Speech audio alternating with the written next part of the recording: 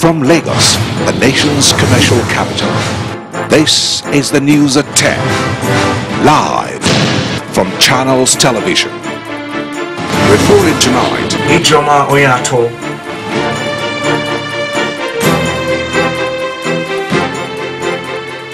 Hello and welcome. Tonight, tragedy occurs at the College of Health Technology, Kano, as explosive rips through the school, killing scores of people. Commotion at Edo House of Assembly. Lawmakers throw caution to the wind, engage in a free-for-all fight. Governor-elect of Ekiti State, Ayo Fayoshe, visits Governor Kayode Fayemi. Both men agree to work together.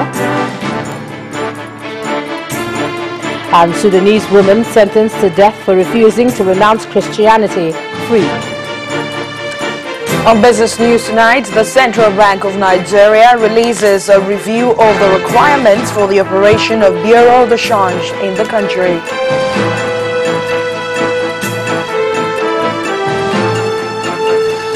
And on sports news, on day 12 of the 2014 FIFA World Cup, Holland sealed top place in Group B with a 2-0 victory over rivals Chile.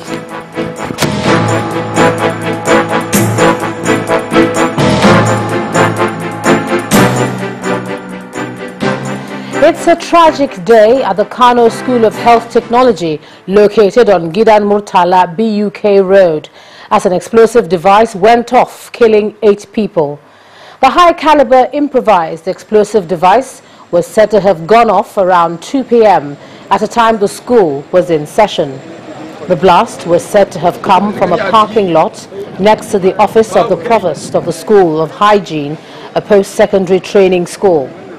Addressing reporters in Abuja, the coordinator of the National Information Center, Mr. Michael Mary, said those who sustained injuries are receiving medical attention at various health centers in the state. Mr. Mary also announced the death of a notorious terrorist during an encounter between members of a Boko Haram sect and a military convoy on the Jos-Bauchi highway. At about 2 p.m. this afternoon, there was an explosion at Kano State School of Hygiene, located in the Kano Municipal City area of Sabo Kofa. The explosive was planted within the school compound close to the road by a yet to be identified person. 8 persons are so far confirmed dead, while scores of others are wounded and presently receiving treatment. Emergency services have been fully mobilized to the scene of the incident, while investigation is ongoing. This figure of 8 is as at the time of this briefing. If it changes, we will let you know. At this point, let me state that government expresses displeasure at these continuing acts of senseless killing of innocent persons, which has yet to benefit anyone. But from security to politics, and the gathering storm exploded at the Edo State House of Assembly today, with the lawmakers resorting to physical combat in a bid to enforce the suspension of 4 of their colleagues. Trouble began when the court bailiff again showed up today to serve a contempt order from the court on the 4 suspended lawmakers. But that did not go down well with them. They described the order as an abuse of court process. The Edo State House of Assembly lawmakers, now on 2 divides in the House. One group made up of 8, the other in the majority. As if your father is the owner of this complex. Is it my father or your father? Yes, your father. My father. Yeah. Just come here, do things with impunity and go away. When you hold it, when you know that you hold it, the trust that you hold, you hold it a trust for every person.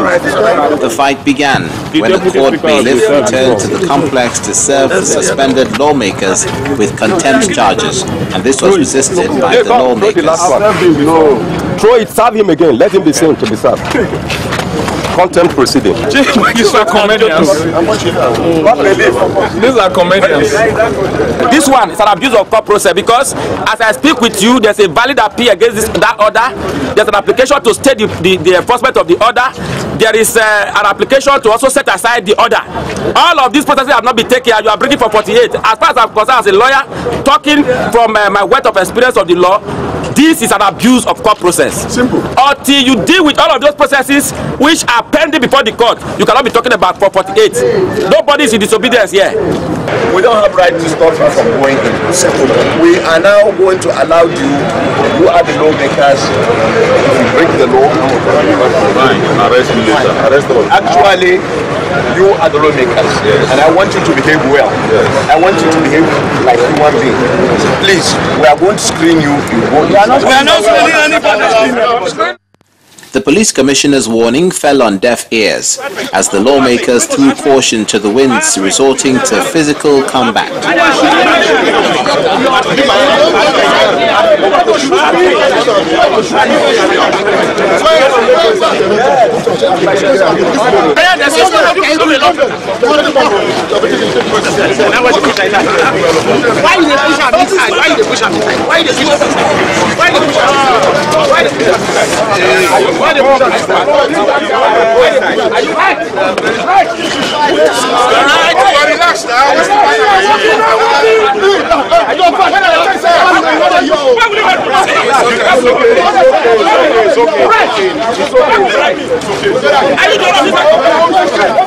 Today is the court's deadline on the 4 lawmakers to appear before it.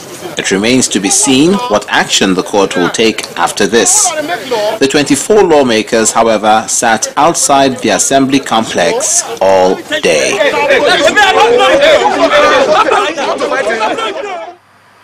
Well, from that hot exchange to a more peaceful situation where the governor of Ekiti State is asking the people of the state to be peaceful in whatever they do.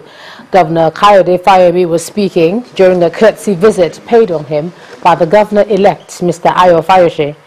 Mr. Fayose, on his part, is seeking reconciliation among all parties in the state as he gets ready to take over from Governor Fayemi. The duty that we owe our people is to ensure that Ekiti continues to progress, and anything that will make Ekiti progress is what I will be associated with. For now, I think Ekiti is victorious. Ekiti has succeeded, and we have shown the world, we've shown Nigerians that politics could be handled differently in a manner that is in the overall interest of our people. We may be one of the smallest states, but it's not by size that lessons are learned or lessons are delivered. It's by sincerity of purpose, it's by sacrifice in leadership, it's by commitment to our people, and it's by compassion for our society. And since we are all Ekitis, I believe those are values we all share in the overall interest of our people. Some came to my house yesterday singing all sorts of songs. I had to wake up and stop them. This is not the time to sing such songs, even when you are not calling. It is the time for reconciliation and love, to learn from the past and ensure that we have a wonderful future ahead of us. This leadership calls for us to live according to rules of the game and ensure that tomorrow we will be made accountable. A lot of our supporters are looking out for leaders that will be able to ensure that there is peace in the state. Dr. Fayemi has demonstrated it. I'm going to compliment his effort. And I'm going to take it up from wherever he stops and make sure that even after office, we still continue to enjoy the rights and benefits of the leader that are serving people. And God Almighty will help all of us. Governor-elect of Ekiti State, Mr. Ayo Fayose. Now, staying with that election, the Transition Monitoring Group has commended the Independent National Electoral Commission and the Nigerian Police Force for the successful conduct of the Ekiti State governorship election.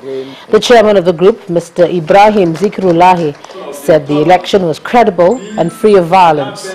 The group attributed the successful conduct of the election to good logistic support from the electoral body and the professional conduct of security operatives.